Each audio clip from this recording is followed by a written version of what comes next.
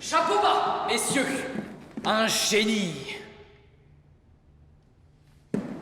Et maintenant, à votre tour, éveillez donc votre âme à de nouveaux rêves et dormez.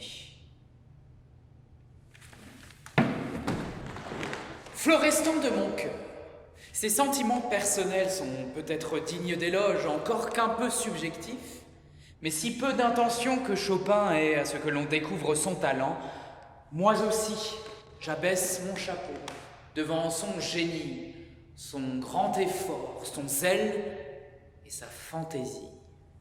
Sur quoi nous nous endormîmes tous.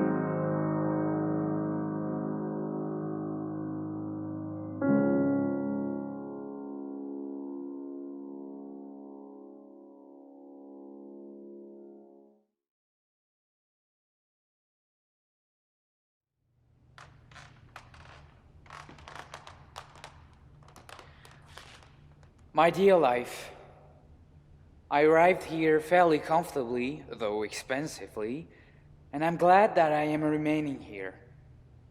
I have the first musicians in the world and the first opera in the world. I know Rossini, Cherubini, etc., and perhaps may stay longer than I intended, not because I am getting on any too well here, but because, with time, I may get on well. I am gradually launching myself in the world, but I have only 1 ducat in my pocket. Even so, that's better than you. My piano hears naught but mazurs. But I am writing you nothing about the impression produced on me by this big town after Stuttgart and Strasbourg. There is the utmost luxury, the utmost swinnishness, the utmost virtue, the utmost ostentation. I am at Boulevard Poissonnière, number 27. You wouldn't believe what a delightful lodging. I have a little room beautifully furnished with mahogany and a balcony over the boulevard from which I can see from Montmartre to the Panthéon and the whole length of the fashionable quartier. Many persons envy me my view, but not my stairs. I expect to stay here 3 years, as this city is the musical capital of Europe. Though this is only my first year among the artists here, I have their friendship and respect. One proof of respect is that even people with huge reputations dedicate their compositions to me before I do so to them. Also, people compose variations on my themes. Kalkbrenner, the first pianist of Europe, has used my Mazurka in this way. The pupils of the Conservatoire, Marshalis's pupils, those of Hertz and Kalkbrenner, in a word, finished artists, take lessons from me and couple my name with that of Field. In short, if I were still stupider than I am, I should think myself at the apex of my career. Yet, I know how much I still lack to reach perfection. I see it the more clearly now that I live among first-rank artists and know what each one of them lacks.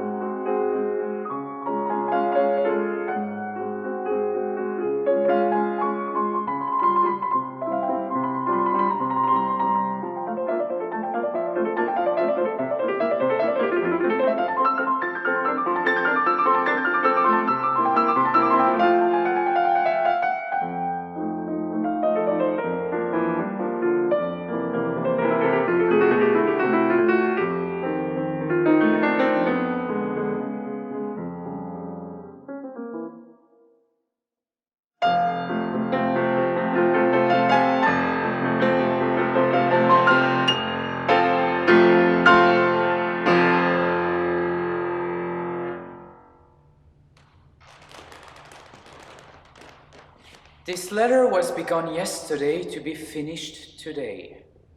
But the weather has changed. It is bad outside and I am cross and depressed, and people bore me with their excessive attentions.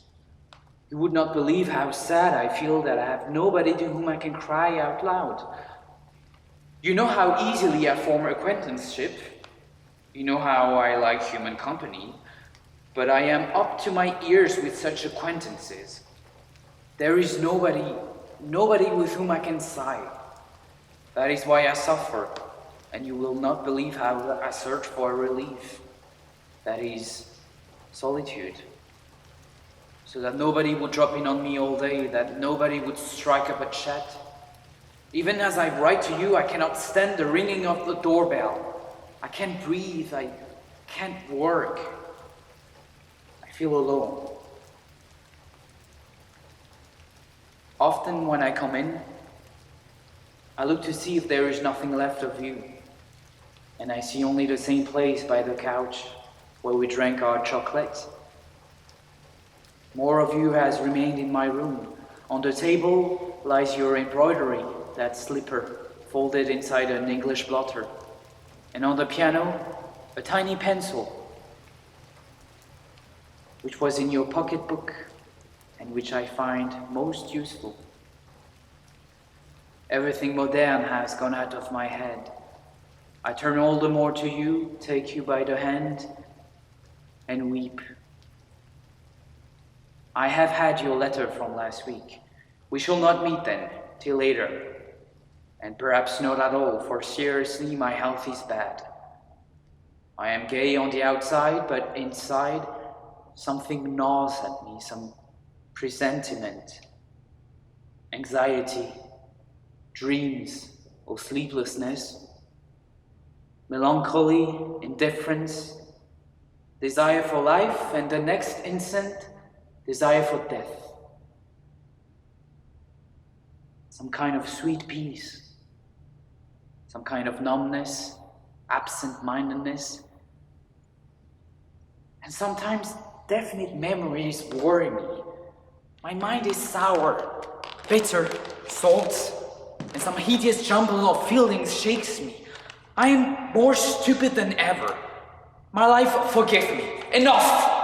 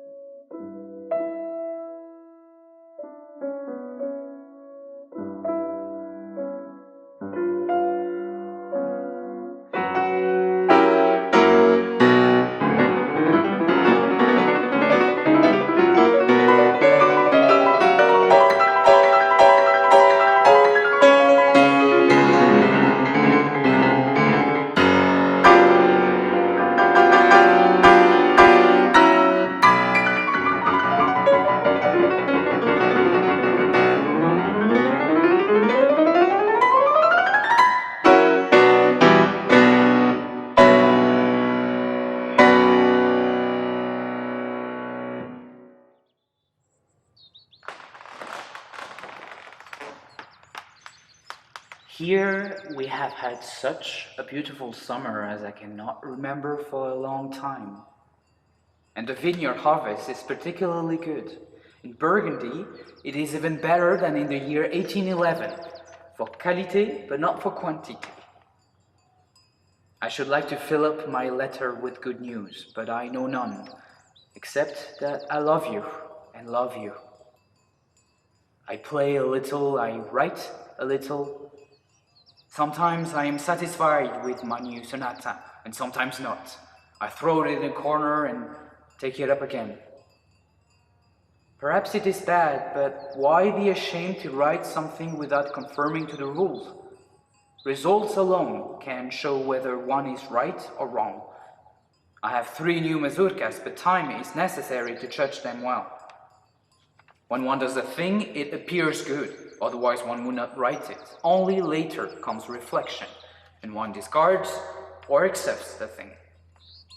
Time is the best censor, and patience a most excellent teacher. I hope soon to have a letter from you, but I am not worrying, especially as between us the pen is not enough. I don't even know how many years we should have to spend talking pour être au bout de notre latin, as they say here. The pleasure of writing to you is mixed with a certain annoyance, the conviction that there are no words between us, scarcely even things. My greatest happiness is to know about your health and state of mind. Always keep hopeful thoughts.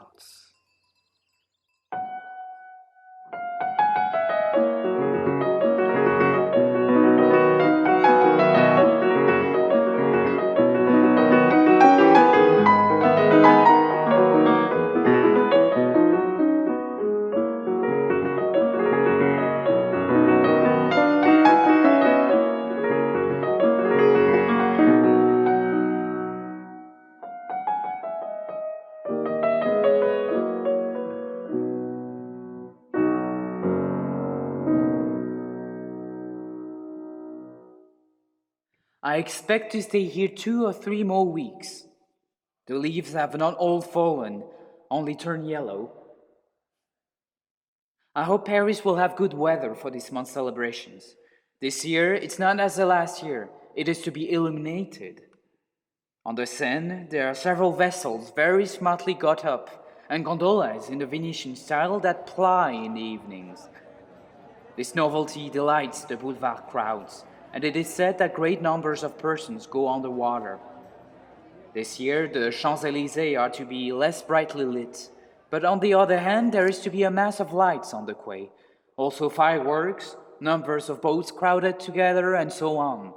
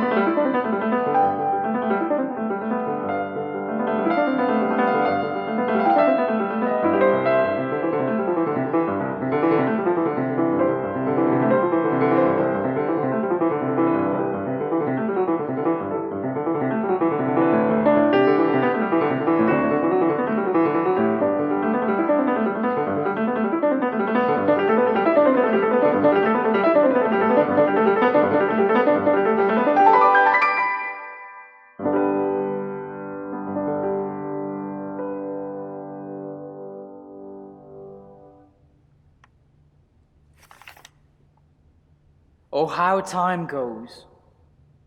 I don't know how it is, but I can't do anything of any value, and yet I am not idle. For me, the most beautiful thing in the whole world is creation, since a new part of the self is defined with each new work, while the vision of an empty existence is most agonizing. I just sit whole days and evenings in my room. Yet I must finish certain manuscripts before leaving here, for I can't compose in winter. Since you left, I have composed nothing but that sonata in B minor. Now I have nothing ready for the press except some new mazurkas, and I need to have something. My manuscripts are worth nothing, but it would mean a lot of work for me if they were lost.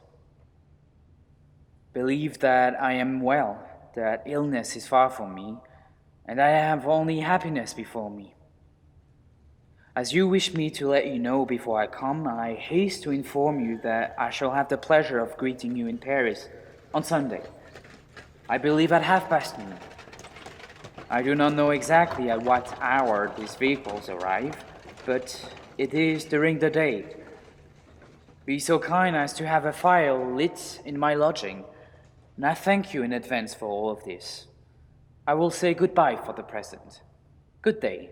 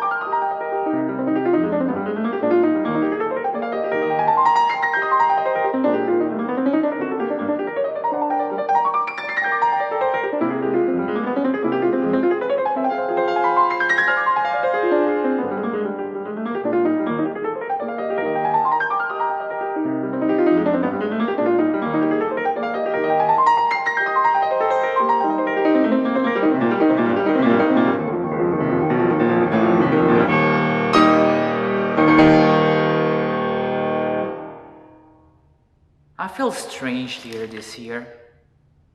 Often in the morning I go into the next room, but there is no one there.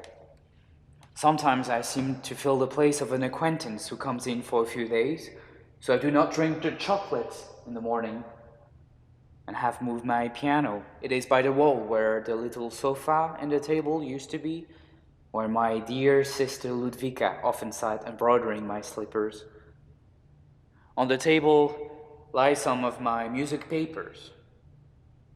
I am always with one foot among you, with the other in the next room. At this moment, I am not with myself, but only as usual in some strange outer space. Granted, it is only those espaces imaginaires, but I am not ashamed of that, you know. So, not seeing far, I have written 3 new mazurkas, which will probably come out in Berlin because a man I know has begged me for them. This year's exhibition of painting and sculpture began some weeks ago. There is nothing very important by masters already known, but some new real talents have been discovered. There is a sculptor named Clésinger who is exhibiting only the second year, however attracts everyone's attention.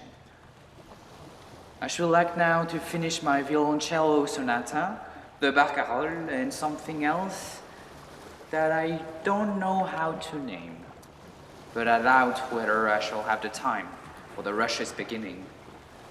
Yesterday I went to Scheffer, then visited Delacroix, but that meant I gave fewer lessons. I did not want to dress for dinner, so I spent the evening at home, humming over tunes from the Wiswa. Delacroix and I also had a lovely argument about the relation between the tones of painting and the sounds of music, especially concerning the roles of reflections and shadows. Quite an amusing talk. Today I woke at 7.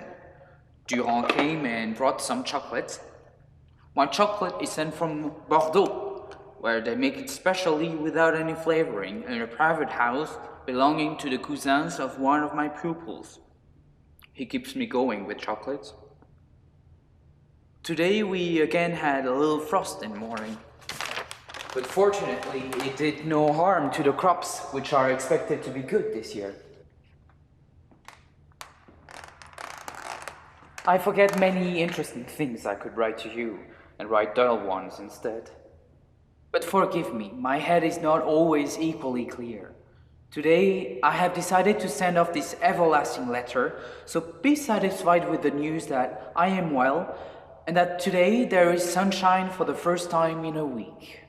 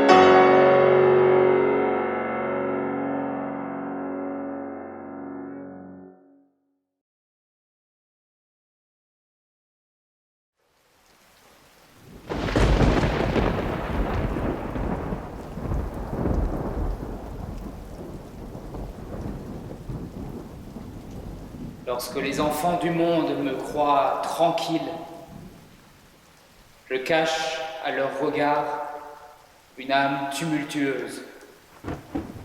Le froid, orgueil, comme un vêtement de nuage, couvre de son ombre la foudre intérieure. Et la nuit seulement, je répands en silence dans ton sein l'orage de mon cœur qui se résout en larmes.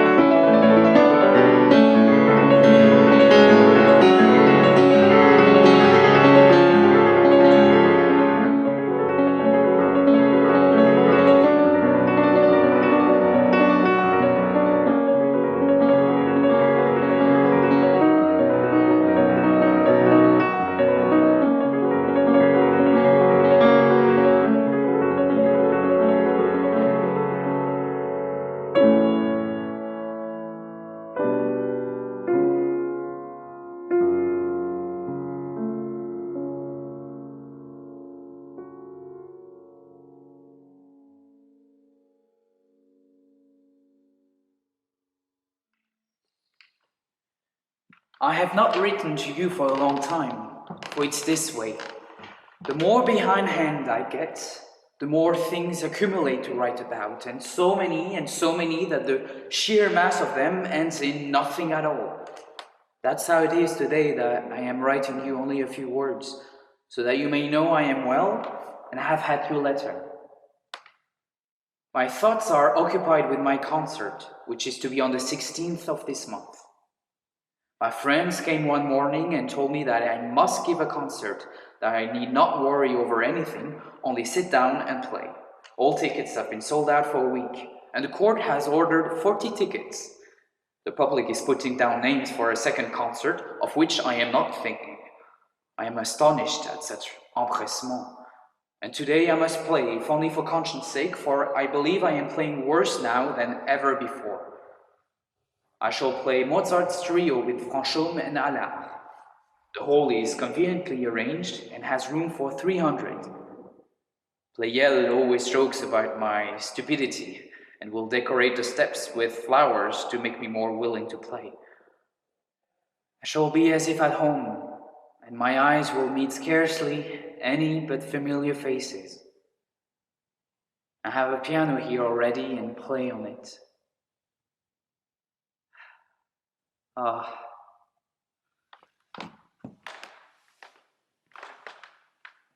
Moins dur est fouler la ronce et de bon cœur braver la lance aiguë que de fouler une fange où s'imprègnent des pleurs que des soupirs en but. Que la ronce d'abord descende en arc-en-ciel dans l'aube plus dorée et rentre en étendard, mais d'idéales nouvelles à fleurs exubérées. Car plus doux est fouler la ronce et de bon cœur braver la lance aiguë que de fouler une fange où s'imprègnent des pleurs que des soupirs en but.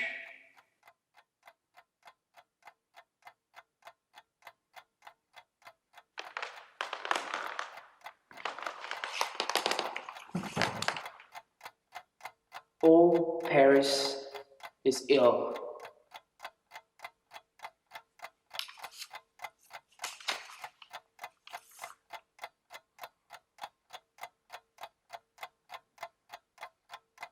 I have outlived so many persons younger and stronger than I, that I think I must be immortal.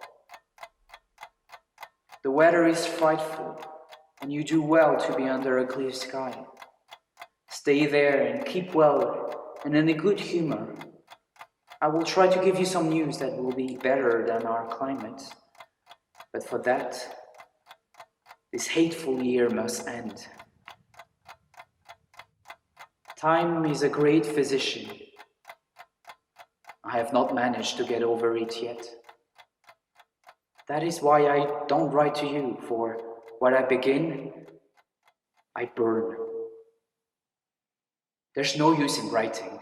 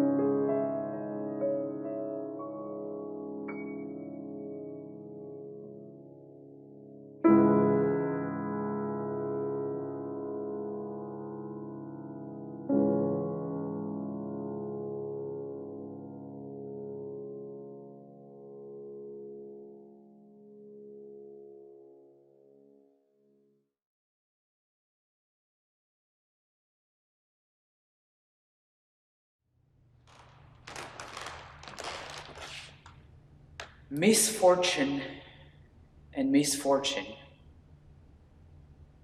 I have lost all desire in my soul. I have 3 pianofortes, one Broadwood and one Erard, besides the Pleyel one. But up till now, I can play only on my own. The upper world, which travels, is proud, but cultivated and just when they are minded to examine anything. So much distracted by thousands of things, so surrounded by the boredom of conventionalities that it is all one to them whether music is good or bad, since they have to hear it from morning till night. For here they have flower shows with music, dinners with music, sales with music, and all mixed up. However, as I see it, the essence of music is the expression of our thoughts with the help of sound. And therefore, it is not only for entertainment and should be carefully sorted.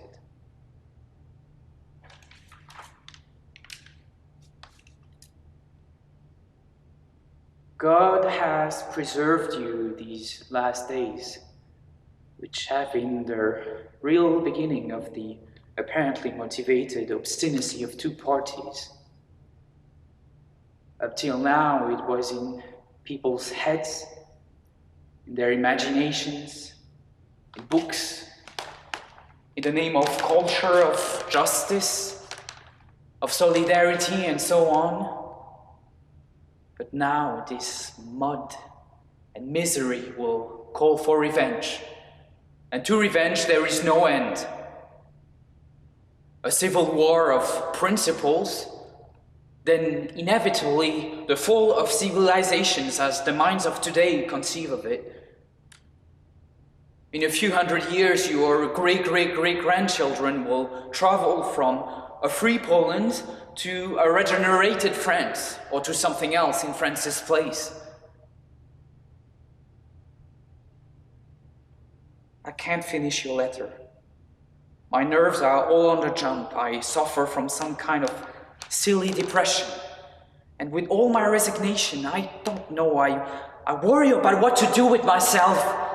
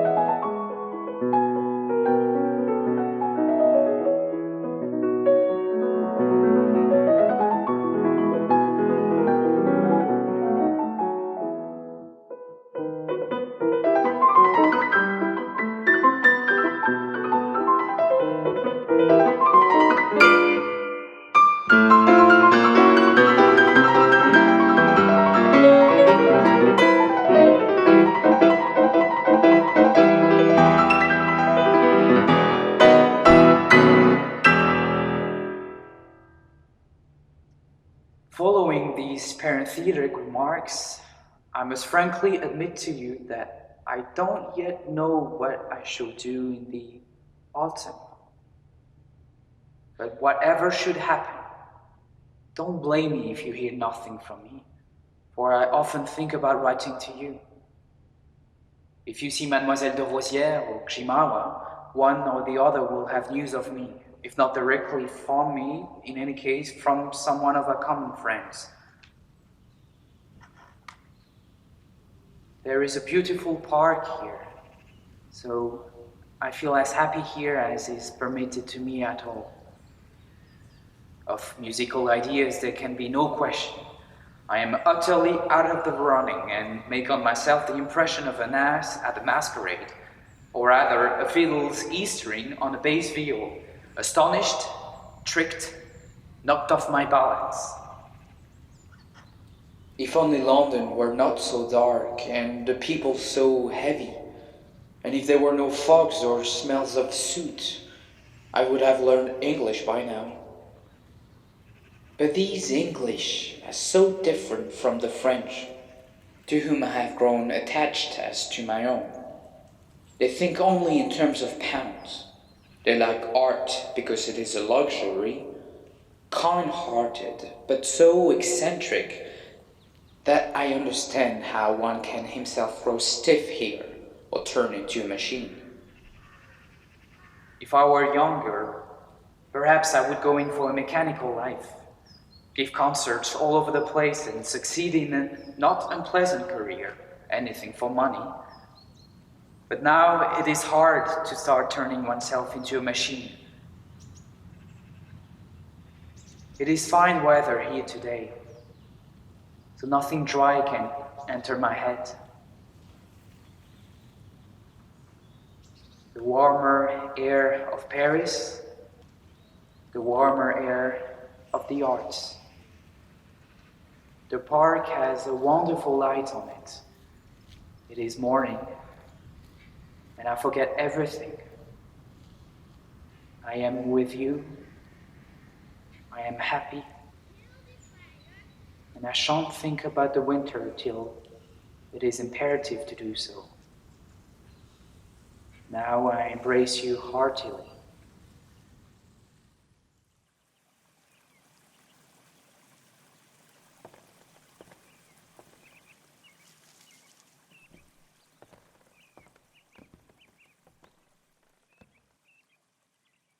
Oh,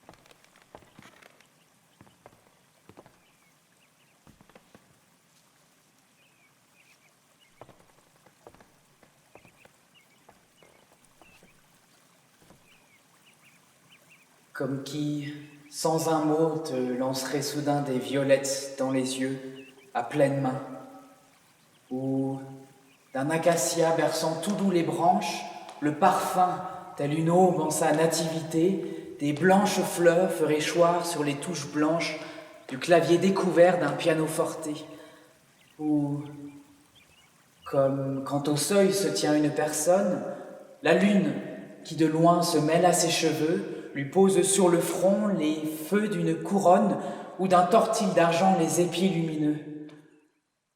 Comme parler de tout et de rien avec elle ressemble au vol d'une hirondelle en ses détours, qui vise au but, quoique heurtant à tout son aile, d'un orage d'été prédisant les tambours, avant l'éclair qui les précède à l'improviste, ainsi...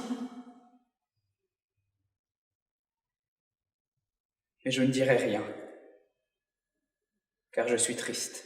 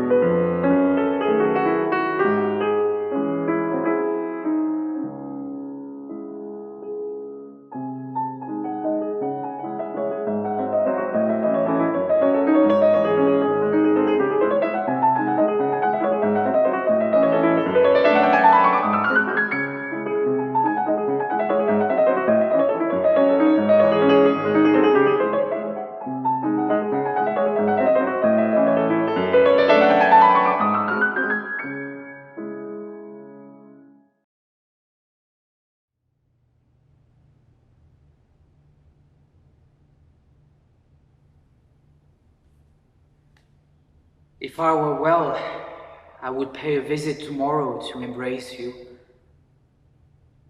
It may be some time before we meet.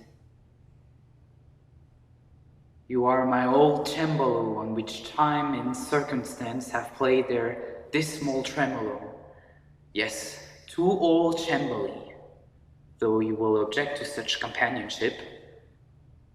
That is, without prejudice to either beauty or virtue.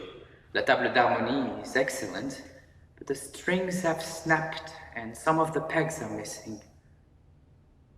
The worst is that we are the work of a fine instrument maker, some Stradivarius sui generis, who is no longer here to repair us. We can't give out new notes under clumsy hands, and we choke down in ourselves all that which, for the want of an expert, no one can get out of us. For me, I scarcely breathe. Je suis tout près de crever. And you are doubtless growing bold and will remain above my gravestone, like our willow trees. Do you remember that showed bare tops? I don't know why poor Yashio and Antek come into my thoughts now, and Witwicki and Sobansky. Those with whom I was in the closest harmony have also died for me. Even Nenike, our best tuner, has drowned himself. So now I have not left in the world even a pianoforte tune as I am used to having it. Bose has died, and nobody makes such comfortable shoes for me now. If another 4 or 5 desert me for St. Peter's gates, all the comforts of my life will be gone at Patrick's. My good fellows, my brothers-in-law, and my mother and sisters are alive by God's grace. But there is cholera, and a good Titus. As you see, you still count among my oldest memories, and I among yours, though you are doubtless younger. What a lot of difference it makes nowadays which of us is 2 hours older.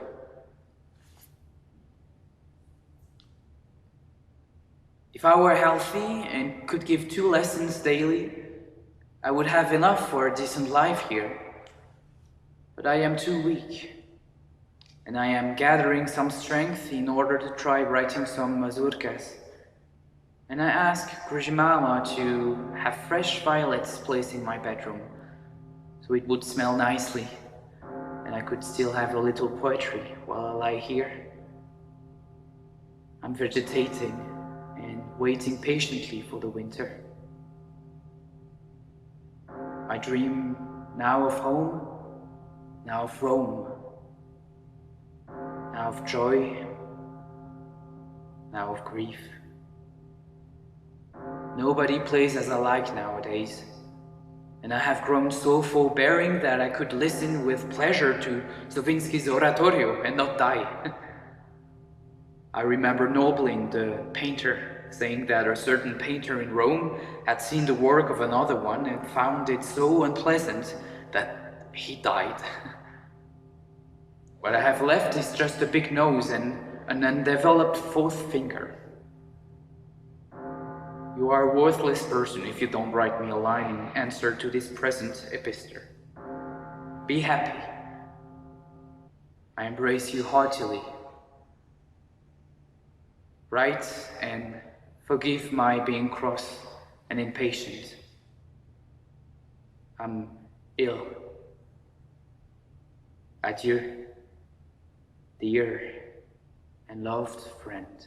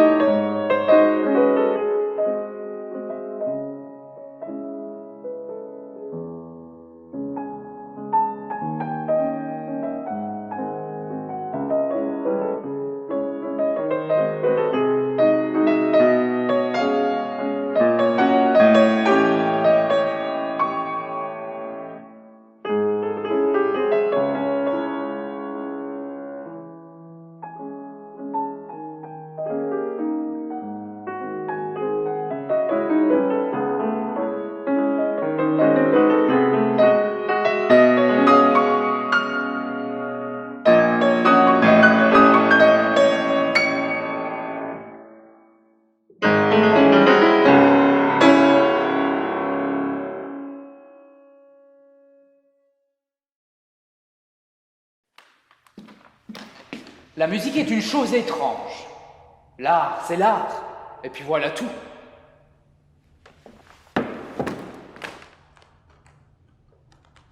J'étais chez toi ces jours avant-derniers de la trame non dénouée, plein comme le mythe, pâle comme l'aurore, quand la fin de vie parle au commencement et murmure « Je ne te briserai pas, non, je te donnerai l'essor. » J'étais chez toi ces jours avant-derniers quand d'instant en instant tu t'apparentais à la lyre tombée des mains d'Orphée, lorsque la vigueur de la chute combat avec le chant. 4 cordes se parlent en vibrant tout bas, 2 à 2, 2 à 2, murmurant « Est-ce lui qui commence, qui fait jaillir les notes, si grand maître qu'il joue, lors même qu'il nous repousse ?» J'étais chez toi ces jours-là, Frédéric, toi dont la main, par sa blancheur d'albâtre et sa grâce, et son élégance et son toucher impalpable comme une plume d'autruche, se confondait sous mes yeux avec le clavier d'ivoire. Et tu étais pareil à cette forme que, du sein des marbres, avant de les tailler, fait surgir le ciseau du génie, l'éternel Pygmalion. Dans ce que tu jouais, qui fut la prière des notes, et ce qu'elles diront alors que leurs échos résonneront autrement qu'au temps où tu bénissais de ta main tous les accords. Dans ce que tu jouais, il y avait une simplicité, une perfection périclésienne, comme si quelque vertu antique, entrant dans un manoir de Mélèze, s'était dit « Je viens de renaître au ciel, les portes deviennent une harpe, le sentier un ruban. » Je vois l'hostie à travers le blé pâle, déjà Emmanuel habite sur le Tabor, et la Pologne était là, au zénith de la toute-perfection des temps, saisie par l'arc-en-ciel de l'extase, la Pologne des charrons transfigurés. Telle qu'en elle-même, or et abeille, je l'aurais reconnue aux confins de l'être. Et voilà, il est fini ton chant. Jamais plus je ne te vois, j'entends seulement quelque chose, comme une dispute d'enfants. Les touches du clavier se querellent dans leur désir de chant qui a été rompu. En vibrant tout bas, 8 par 8, 5 par 5, et murmurent « Est-ce lui qui commence ou est-ce qu'il nous repousse ?» Oh toi qui es profil d'amour et te nomme accomplissement, toi que dans l'art on nomme style, car il pénètre le chant et forme les pierres, toi que dans les temps on nomme air, où l'histoire est sans zénith, tu te nommes à la fois esprit et lettre et consummatum est. Oh toi, parfait achèvement, quel que soit où que soit ton signe, en Phidias, en David, en Chopin, en une scène d'Échille, toujours se vengera de toi l'inachevé, car le sceau de ce monde est carence. Et l'accomplissement lui fait mal, il préfère commencer, il préfère verser des arts. L'épi, lorsqu'il est mûr telle une comète d'or, à peine effleuré par un souffle, il sème une averse de grains de blé. Sa perfection même l'éparpille. Voici, regarde, Frédéric, voici Varsovie, sous un astre embrasé, étrangement chatoyante. Regarde les orgues de la cathédrale. Regarde là-bas, ton nid, les demeures patriciennes plus vieilles que la Respublica, les pavés sourds et gris des places et le glaive du Sigismond dans les nus. Regarde, de ruelle en ruelle s'élancent les chevaux du Caucase, annonçant les troupes comme l'orage les hirondelles, par centaines, l'édifice a pris feu, le feu couve et s'étend.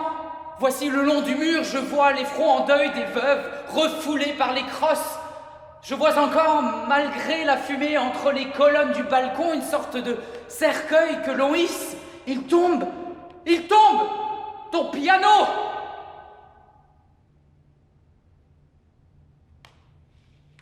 Lui qui a proclamé la Pologne au zénith de la toute-perfection des temps, saisi par un hymne d'extase, la Pologne des charrons transfigurés. Il tombe sur les pavés de granit, Et voici, telle une juste pensée d'homme, il est bafoué par la fureur des hommes, ou comme depuis les siècles des siècles, tout ce qui éveille. Et voici, tel le corps d'Orphée, mille furies le déchirent, tout hurle, moi non, tout grince et hurle, mais toi, mais moi.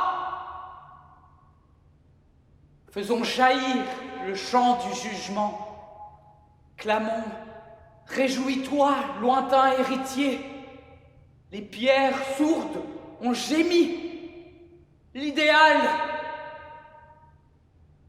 a touché le pavé.